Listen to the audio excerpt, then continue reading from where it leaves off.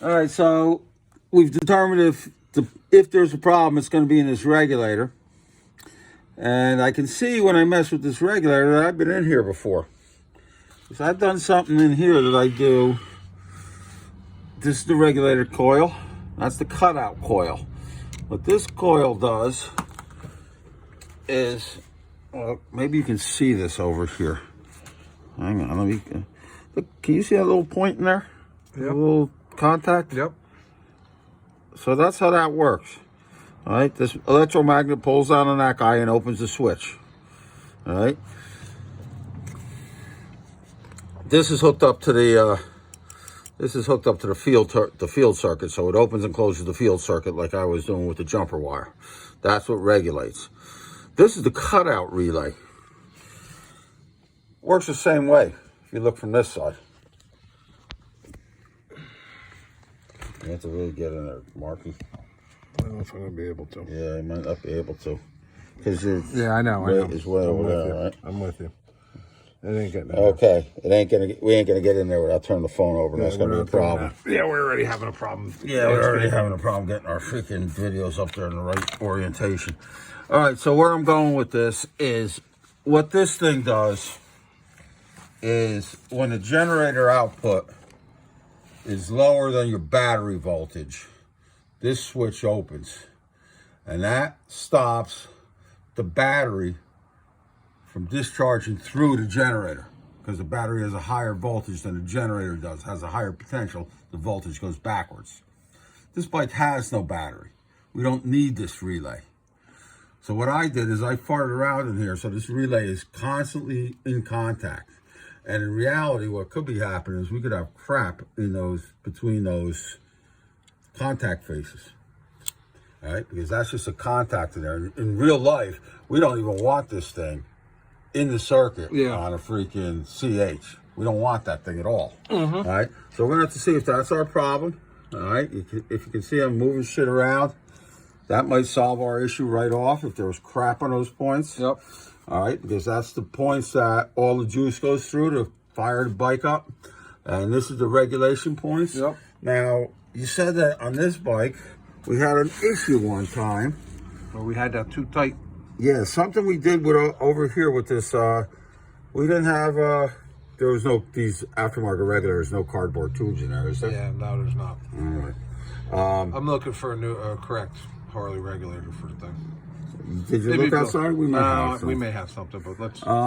Anyhow, to carry on, what's going on here is at one time Mark says we had an issue with putting this cover on and having it too tight, and for some reason stopping the regulator from working. Yep.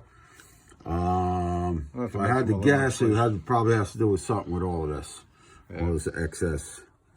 Right? Gasket. Yeah. All right, so at this point, what we're going to do is I'm going to hold the phone, try not to screw it up, so you can start the bike up. All right, let's see what happens. And we'll see if we actually get any regulation action out of this thing, if it looks like anything's going to happen here.